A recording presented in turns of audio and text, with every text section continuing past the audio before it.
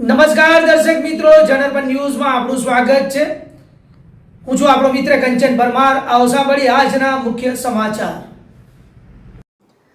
Amreli RTO કચેરીમાં પત્રકાર પર એફઆઈઆરની ધમકી અને હાઈ વોલ્ટેજ ડ્રામા। દારૂની બોટલો અંગે પૂછેલા સવાલોથી અધિકારીઓ કેમ ફફડી ઉઠ્યા?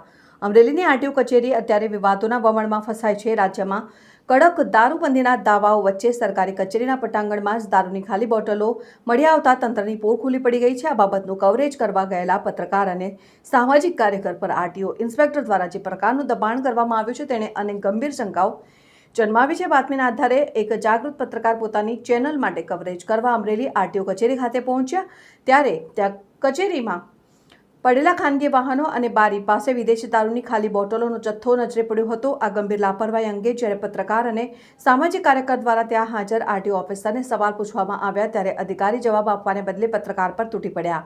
વિડીયોમાં સ્પષ્ટપણે જોઈ શકાય છે કે પોતાની ફરજ બજાવતા પત્રકારનો અવાજ દબાવવા માટે આરટીઓ ઇન્સ્પેક્ટરને સ્ટાફ દ્વારા ગેટને તાળો મારી દેવાની કોશિશ કરવામાં આવી હતી। જાણે પત્રકારે કોઈ ગુનો કર્યો હોય તે રીતે તેમણે પોલીસ ફરિયાદની ધમકી આપી ડરાવવાનો પ્રયાસ કરવામાં આવ્યો।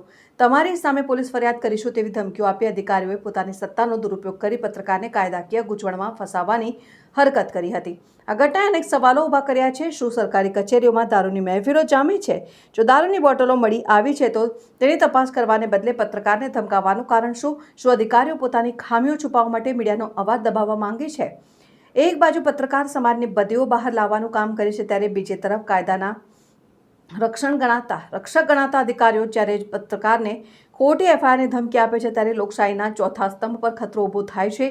આ બાબતે ઉચ્ચ કક્ષાએથી તપાસ થાય અને જવાબદાર આરટીઓ અધિકારીઓ સામે કડક પગલાં લેવામાં આવે તેવી લોકમાંગ ઉઠી છે। રિપોર્ટર સમીર ખોખર, અમરેલી।